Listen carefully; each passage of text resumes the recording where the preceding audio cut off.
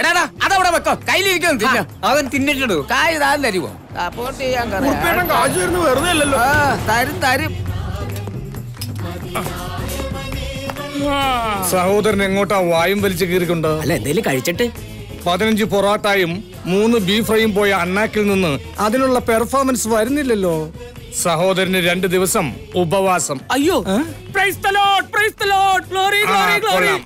ഈ പഞ്ചാണ് എനിക്ക് വേണ്ടത്. ഇനി പഞ്ച് കൂട്ടി ഇവിടെ വൃത്തികേടാക്കാതെ സഹോദരൻ പോയിക്കൊള്ളൂ.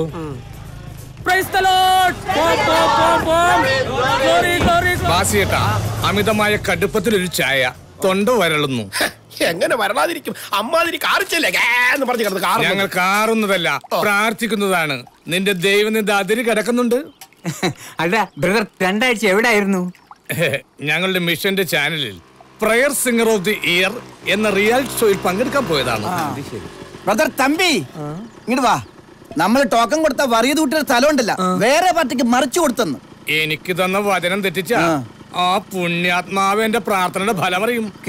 പിടിച്ചിരുന്നോ ഇല്ലെങ്കിൽ ഫലം അറിയും. ചായ പോയോ?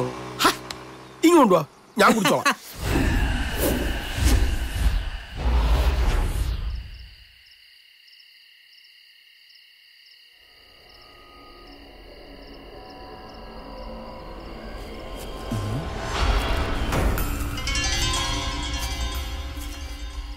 ദൈവമേ, വസൂരി വന്ന അമ്മമ്മ ഇവിടെ കിടന്ന മരിച്ചത്.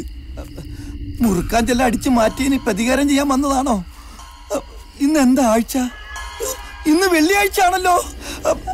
വെള്ളിയാഴ്ചക്ക് വരാൻ കണ്ടൊരു നേരം. ഇത് തന്നെ, മരിക്കുമ്പോ പുതപ്പിച്ച അതേ പുതപ്പ് തന്നെ. എന്റെ പൊന്നു വസൂരി വല്യമ്മേ.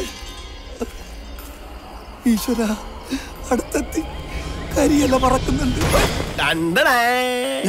പേടിപ്പിച്ച് കളഞ്ഞല്ലോടാ പുടുന്താന്. 10-20 റബ്ബർ ഷീറ്റ് അടിച്ചു മാറ്റാൻ മനുഷ്യൻ എന്തോരം കിടന്ന് കഷ്ടപ്പെടണമെന്ന് അറിയാമോ? എന്ന് പറഞ്ഞാൽ എങ്ങനാ? മുതലാളി ഉറങ്ങാതെ എനിക്ക് താക്കോൽ കൊണ്ടുവരാൻ പറ്റുമോ? വന്നയാൾക്ക് ഇപ്പൊ ഉറക്കമില്ലാതായി. ചേട്ടന്റെ അല്ലേ അമ്മാവും, പിന്നെ എങ്ങനെ ഉറങ്ങും? ഇങ്ങനെ ഉറങ്ങാതിരുന്ന ഒരു ദിവസം ഞാൻ അയാൾക്ക് പാഷാണം കലക്കി കൊടുക്കും. അതെ, പാഷാണം കലക്കുമ്പോഴേ വല്ല പാൽപ്പായസത്തിലോ ഐസ്ക്രീമിലോ ഒക്കെ കലക്കണം. അതെന്തിനാ? എന്റെ മുതലാളി സന്തോഷായിട്ട് മരിക്കട്ടെ. നീയാടാ സ്നേഹമുള്ളവൻ. ആ താക്കോലിങ്ങെടുക്ക്. ഓ